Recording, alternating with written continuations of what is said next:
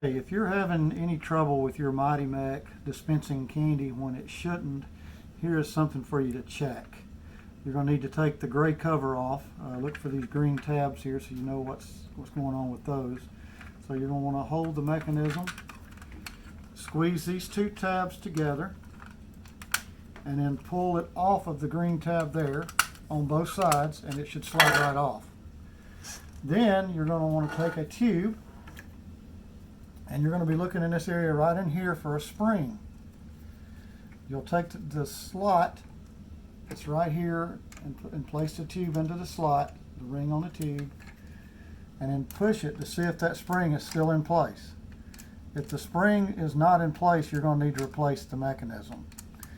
But if it's still there, more than likely an issue is going to be that there's candy built up in here not allowing the thing to operate correctly. That will need to be cleaned out.